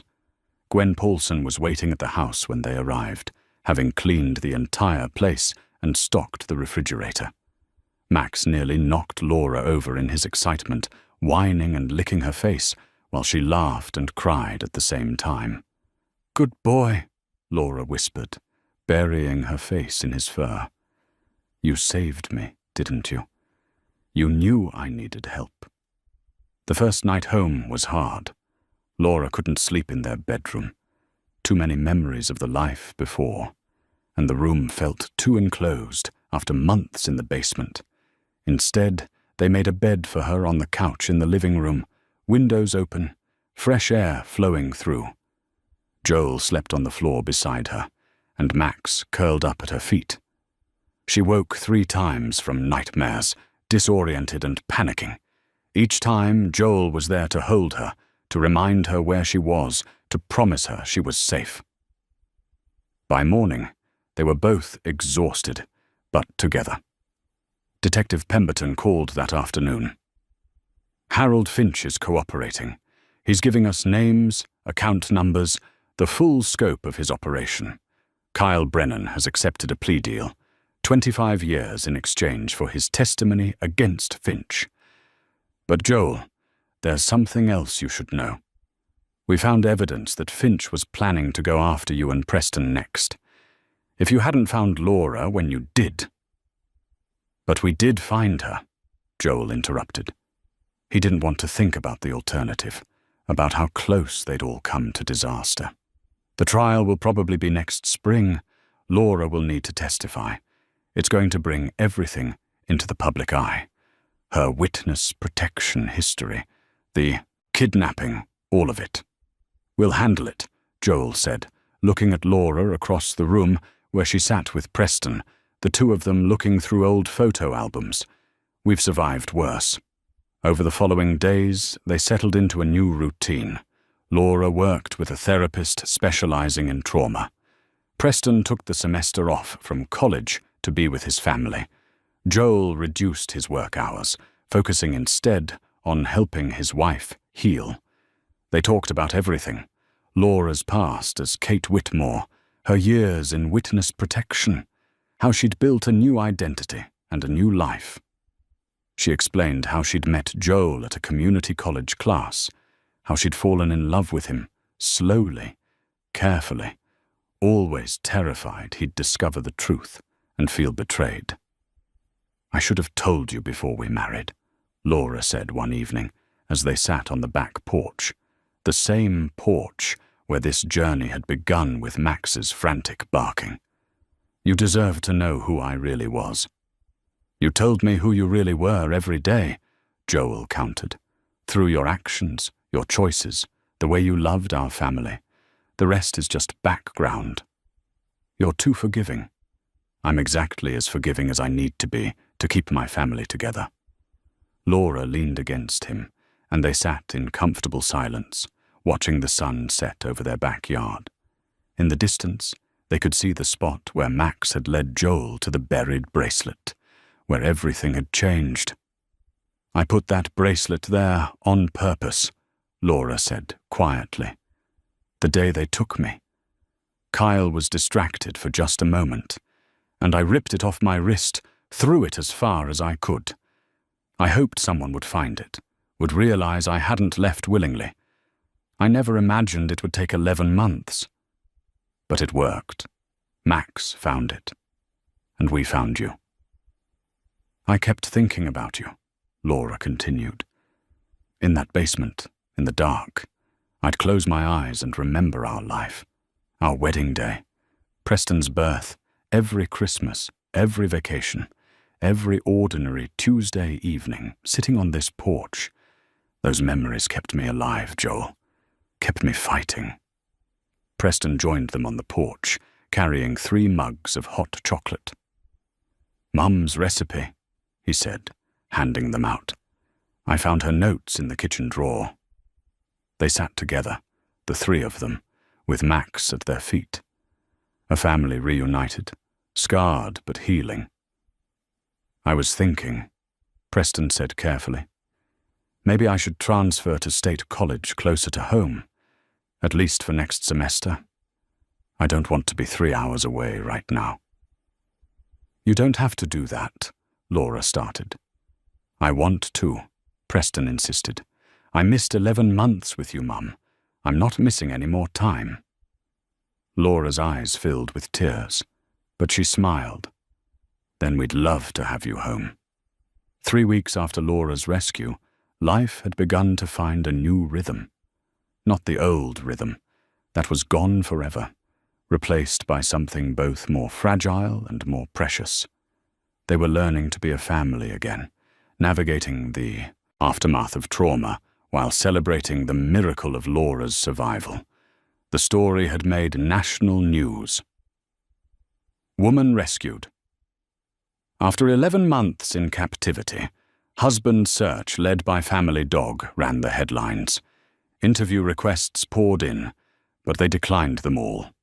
This wasn't a story for public consumption. This was their private hell and their private salvation. Harold Finch's financial empire crumbled spectacularly. The FBI investigation revealed he'd stolen over $14 million from more than 60 clients, most of them elderly retirees. The scheme had been running for nearly a decade, with Kyle Brennan helping him cover tracks and intimidate anyone who got suspicious. Laura had been the first person to compile enough evidence to expose him completely. Veronica Steele stopped by regularly, ostensibly to check on Laura's recovery, but really, Joel suspected, because she'd become invested in their family. She'd risked her own safety to help them, and that created a bond not easily broken. The FBI wants to hire me as a consultant on the case, Veronica mentioned one afternoon while sharing coffee with Laura in the kitchen. They're impressed with the investigation work you did. Said it's some of the most thorough documentation they've seen from a civilian. Laura smiled, but it didn't quite reach her eyes. I'm glad something good came from it. But honestly, Veronica, I never want to investigate anything again. I just want a quiet, boring life where the most exciting thing that happens is deciding what to make for dinner. That's fair, Veronica said. Though I should mention, some of Finch's victims want to thank you personally. They're organizing a gathering next month. You don't have to attend, but I thought you should know. Laura considered this. Maybe I should go. Maybe I need to see that it meant something, that those months in the dark accomplished something beyond just surviving. Joel, listening from the doorway, felt a surge of pride. His wife had endured hell, but was still thinking about others, still wanting to find meaning in her suffering. The preliminary hearing for Finch and Kyle Brennan was scheduled for early December. The prosecution had offered both men plea deals in exchange for full cooperation, but Finch had refused, insisting he'd done nothing wrong, that Laura had fabricated evidence. Kyle, more pragmatic, had taken the deal. Finch's lawyer is going to try to discredit you, Detective Pemberton warned during a prep session at the house. They'll claim you fabricated documents, that your time in witness protection makes you unreliable, that you have a history of deception. Let them try, Laura said, her voice steady. I have documentation, photographs, timestamps. I have testimony from clients who will confirm discrepancies in their accounts. I have Kyle's confession. The truth is on my side. But Joel could see the strain in her eyes, the way her hands trembled slightly when she thought no one was looking. Facing Finch again, even in a courtroom, was going to cost her. Preston had indeed transferred to a college closer to home and was taking online classes for the semester. He spent his days helping around the house, running errands, and having long conversations with his mother about everything they'd missed during her captivity. One evening, Joel found them in Laura's small office, going through the wedding photo album where Joel had found the storage unit key. I can't believe you hid clues in our family memories, Preston was saying, flipping through the pages. That's actually kind of brilliant, Mum. I knew your father would eventually look through these photos, Laura explained. We always did on our anniversary. I was counting on him being sentimental enough to go through them even after I was gone. I almost didn't, Joel admitted, joining them. I avoided this room for months. Couldn't bear to see your things, to remember what we'd lost. Laura reached for his hand. But you did eventually. That's what matters. They continued through the album, and Laura pointed out other small clues she'd left behind. A certain photograph positioned intentionally, a note written on the back of an image. Nothing obvious, but breadcrumbs she'd hoped would lead Joel to the truth. "You were protecting us even while being held captive," Preston said, his voice thick with emotion. "Planning your rescue while trying to keep Dad and me safe. Being a mother doesn't stop just because you're locked in a basement," Laura said simply. "Every day I thought about you both. Every decision I made was about keeping you safe and giving you a chance to find me." Gwen Paulson continued her role as unofficial family guardian, bringing meals and offering the kind of practical support that came from years of life experience. She never pried, never asked invasive questions, just provided steady, grandmotherly presence. "I've been thinking," Gwen said one afternoon while helping Joel with yard work, "about that black sedan I saw. I should have done more. Should have written down the license plate, called the police, something." "You told me about it when it mattered," Joel assured her. "That information helped confirm Kyle was involved. You helped save Laura, Gwen."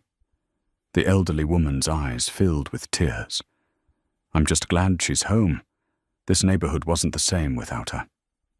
Kyle Brennan's house 3 doors down sat empty now, a for sale sign planted in the front yard. Some neighbors wanted to forget he'd ever lived among them. Others couldn't stop talking about how a criminal had been hiding in plain sight, how he'd smiled and waved while holding a woman captive less than an hour away. Joel tried not to think about it too much, about the times Kyle had stopped to chat, had asked how Joel was coping with Laura's disappearance, had brought over a casserole with false sympathy. The deception was almost harder to process than the crime itself. The nightmares continued for Laura, though they became less frequent. She worked with her therapist twice a week, processing the trauma, learning coping mechanisms. Some nights were better than others. Some nights, Joel would wake to find her sitting by the window, staring out at the backyard, at the spot where Max had found the bracelet. "I dream about the basement," she told him one night.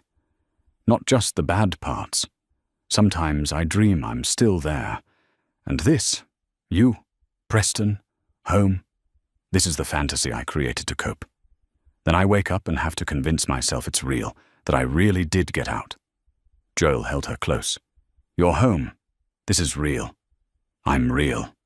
I know. Logically, I know. But trauma doesn't care about logic." Max, sensing Laura's distress, padded over and rested his head on her lap. She stroked his fur, finding comfort in the dog's solid presence. "The therapist says it will get easier," Laura continued. "That eventually, the good days will outnumber the bad ones. I'm holding on to that." "We all are," Joel said. "And we'll be here for every single day, good and bad." As November turned toward December, as the preliminary hearing approached, the family drew closer together. They'd survived the unthinkable. Now they had to learn to live again, to build a future from the ashes of the past. It wouldn't be easy, but they would do it together, one day at a time, one moment at a time. And that, Joel was learning, was all anyone could really ask for. The chance to heal, the chance to rebuild, and the presence of people who loved you through it all. 3 months had passed since the rescue. Winter had settled over Millbrook Heights, covering everything in a blanket of clean white snow that somehow made the world feel new again. Laura stood at the kitchen window, watching Preston and Joel build a snowman in the backyard, something they hadn't done since Preston was a child. The preliminary hearing had gone exactly as Detective Pemberton predicted. Harold Finch's lawyer had tried to discredit Laura, had questioned her credibility, had painted her as a woman with a history of deception. But the evidence was overwhelming. The documents, the testimony of victims, Kyle Brennan's confession, the physical evidence from the farmhouse. It all painted an undeniable picture. Finch had been denied bail and was awaiting trial. His assets had been seized, his reputation destroyed. The trial itself was scheduled for March, and while Laura would have to testify again, she felt ready now. Stronger. The man who'd held her captive for 11 months no longer had power over her. The clients Finch had stolen from, 63 people whose retirement savings had been plundered, were receiving restitution. Not everything they'd lost, but enough to make a difference. Several had reached out to Laura personally, thanking her for her courage, for refusing to stay silent, even when it cost her everything. That gathering Veronica mentioned had happened 2 weeks ago. Laura had been nervous about attending, worried about facing the people whose lives had been disrupted by her investigation. But instead of blame, she'd found gratitude.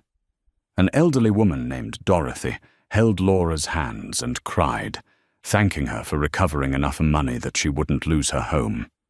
A retired veteran named Frank told her she was a hero. Laura hadn't felt like a hero, just a woman who'd done what needed to be done. But their words had helped heal something inside her. Preston had officially transferred schools and was thriving closer to home. He'd even started dating someone, a kind young woman named Claire, who understood, without judgment, what his family had been through. Laura liked her immediately, appreciated the way Claire never pried, but always listened when Preston needed to talk. Joel had returned to full-time work, though he'd rearranged his office so he could see Laura in the living room while he worked. Little things like that, maintaining visual contact, regular check-ins, helped both of them feel secure. The separation anxiety would ease eventually, the therapist assured them. For now, they simply honored what they needed. Max had become something of a local celebrity. The story of the dog who wouldn't stop barking until his owner investigated had captured people's imagination. A journalist had even asked to interview them about it, promising to donate the proceeds to an animal rescue charity. Laura and Joel had agreed, figuring some good should come from their story. Gwen Paulson had become even more integrated into their family. She joined them for dinner twice a week, and Laura had started teaching her to use a smartphone so they could text. The older woman's steady presence had been a blessing through the darkest times. Veronica still checked in regularly, though her visits were more social now than professional. She'd been hired by the FBI as a consultant and was helping prosecute several related financial fraud cases that had emerged from the Finch investigation. Her work with Laura had reinvigorated her sense of purpose, she'd admitted. Retirement had been boring. The house felt different now, not haunted by absence anymore, but filled with presence, with life being actively lived rather than passively endured. Laura had started cooking again, had begun tending to her neglected garden, planning what she'd plant in the spring. Small acts of reclaiming normalcy. She'd also made peace with her past. Catherine Whitmore and Laura Carter weren't separate people. They were both her, both parts of a life that had been complicated and difficult, but ultimately meaningful. She'd testified against criminals twice now, at great personal cost both times. That meant something. That mattered. Joel came inside, stamping snow from his boots, his cheeks red from cold. Preston wants to know if you'll come out and help with the snowman. Says it needs your artistic touch. Laura smiled, pulling on her coat and boots. 3 months ago, she couldn't imagine feeling joy again. Now, here it was. Simple, ordinary joy in building a snowman with her family. Outside, Preston was rolling an enormous snowball for the base. "Mum, perfect timing. We need someone to make the face. Dad's artistically challenged." "I heard that," Joel called out, laughing. They worked together in the cold afternoon light, building something silly and temporary, but utterly perfect. Max bounded through the snow around them, barking happily, occasionally trying to eat the snowballs they rolled. When the snowman was complete, with a carrot nose and button eyes and a scarf from the hall closet, they stood back to admire their work. "We should take a picture," Preston suggested. They posed together, the three of them, with Max sitting proudly in front. Joel set the camera timer and rushed to join them. As the shutter clicked, capturing this moment, Laura felt something she hadn't felt in years. Peace. Not the absence of pain. She still had nightmares, still had hard days when the basement felt closer than this snowy yard. But peace, nonetheless. The peace of knowing she'd survived. The peace of being surrounded by people who loved her. The peace of understanding that terrible things could happen, and you could still find your way back to joy. That evening, they gathered in the living room. Joel built a fire. Preston made hot chocolate with Laura's recipe, and they sat together watching the flames dance. Max dozed at Laura's feet, twitching occasionally in doggy dreams. "I've been thinking," Laura said quietly, "about writing a book. Not for publicity or money, but for other people who've survived trauma. To let them know it's possible to come back from the dark." Joel reached for her hand. "I think that's a wonderful idea." "Me too," Preston agreed. "Your story could help a lot of people, Mum." Laura nodded, feeling the rightness of it. She'd been given her life back. Now she wanted to use it to help others find their way home, too. Outside, snow continued to fall, covering the backyard where this had all begun. Covering the spot where Max had found the bracelet, where the first clue had been unearthed, where the journey toward truth had started. Some mysteries are solved, some wounds heal, and some families prove unbreakable no matter what tries to tear them apart. The Carters had survived the worst. Everything else was just living, and that, they'd discovered, was more than enough.